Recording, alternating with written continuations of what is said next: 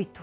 Чаят измести работата, оптиката или правенето на очила. Такава история ще ви разкажа този път в Завърналите се, а главен герой в нея е Николай Кандиларов, който след 3 месеца в чаяна плантация в Япония пълни джобовете на дънките и куфарите с чай и решава да се прибере отново в България, където отваря и своята чайна.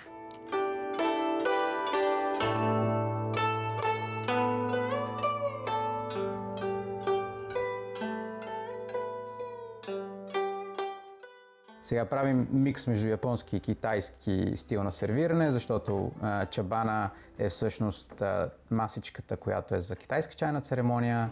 Гонгдалбе е също, което е каничката на равенството. Това е японско кюсо и японски чашки. За нула време си пусна. Точно така. На зеления чай не му трябва много. Може би минута и малко е, нали, за първа запарка, втора и трета вече могат да бъдат малко по-дълги. Сега, защо се казва кана на равенството? Защото ако налея директно в чашките, първият чай ще бъде по-разводнен, втория ще бъде по-концентриран, а така и двата чая са с еднаква сила. И чайният любимец, който е на чабана, когато се полее, променя цвета си. Това е Николай Кандиларов, любител на чая и оптик по образование. На чаша зелен чай и на мочи, традиционните японски десерти, говорим за мечтата, която го отвежда в далечна Япония. Преди това обаче спира в Обединеното кралство. Напуснах през 2015 година. Защо? Защото имах нужда от промяна. Стигнах до Бристол в Англия. Както казах преди малко, през Google и снимки на Бристол. Съвсем, нали, случайно избрана дестинация, не знаех къде отивам, нямах никакви познати там и беше пълна импровизация, както всичко, което правя реално. Намерих си работа през интернет, едно скайп интервю, пратиха ми договор, подписах го, еднопосочен билет, техниката, фотографската, раницата голямата и това беше. Там започва като асистент и стига до мениджърското място. В един момент просто, нали, корпоративният стрес ме догони и мен и реших, че е време да се успокоя малко.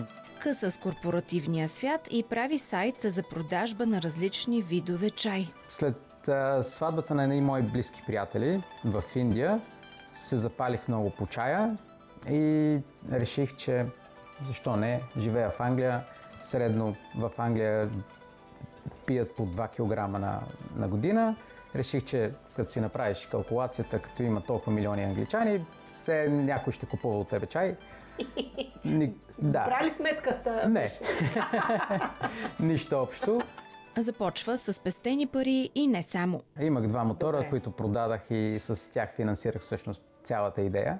Желанието да черпи знания от извора, не само да продава, го отвежда в страната на изгряващото слънце. Вижда в социалните мрежи, че чайна плантация набира персонал.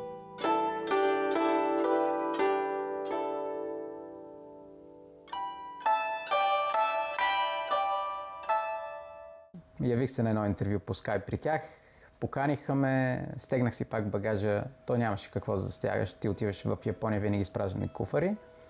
И така, до едно село стигнах, казва се Лазука, никому неизвестно, в същото време прави над 70% от церемониалната мача, която се брандира като уджи. Каца късно, но благодарение на детайлна карта успява да стигне до японското село, където се намира плантацията. Звънци там няма, там никой не притеснява другите. Там всичко е отключено, вратите не се заключват, документите и ключовете в колите, всичките са си отворени, никой не пипа нищо. И посрещнаха ме, имат сграда специално, която е за такива хора, които им помагат. Всеки един получава стая, долу има чайна стая, обща кухня и живота продължи от следващия ден по съвсем различен начин.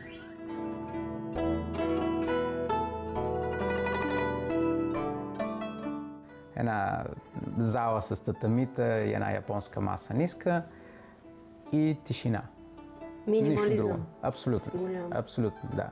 Всичко беше точно както си го представях. Впечатляват го смирението и спокойствието. Не бях виждал такова нещо. Винаги, нали, като израснал в София и после в Англия, винаги е лудница, всеки бърза, докато нали, при тях това нещо го няма. Вечерите ти как изглеждаха? Вечерите бяха с другите седнали пиещи чай на масата.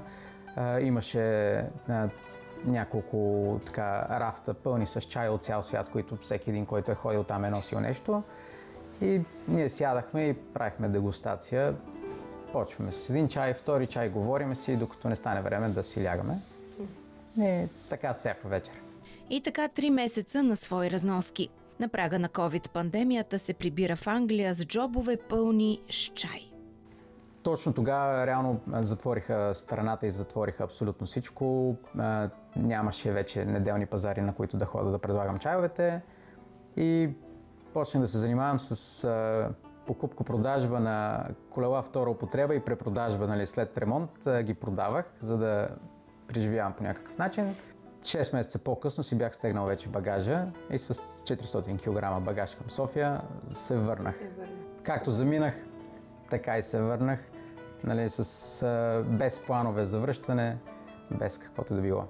В началото на 2020 започва работа по специалността в оптика. Там остава до края на 2023. Не изневерява на себе си и поредната промяна идва в живота му. Спестява пари и отваря чайна в сърцето на София. Вече година чайната живее, а с нея и мечтата на Николай.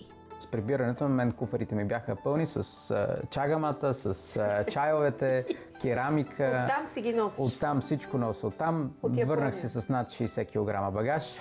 Дори в джобовете имах чай. По 1 килограм такъв пресован. Реално погледнато аз дрехи почти не върнах. Всичко, дори и маратонките си изфърлих там, за да мога да събера. Върнах се с една риза, един полар, едно яке, защото беше зима и това, което имам по куфарите. Как върви година по-късно? Само с това ли се занимаваш? Само с това се занимавам. Лежерно, спокойно, така да се каже, върви. Като всяко нещо в България, нещата стават бавно. Слогана на българите е пия чай само като съм болен, така че има много неща, които ти трябва да ги обучиш, да ги образоваш, да обясниш разликата, какво е билка, какво е чай, защото за всичките, нали, когато се каже чай и някой после ти казва, аз пия лайка, чай от мента, всъщност това не е чай, това са билки и билкова отвара. Планира да отвори и втора чайна в Пловдив, а до тогава... Сен-Тихи Сол, ако го казвам правилно, което преводът е бъди оазисът и хората ще дойдат. Така че чакаме хората.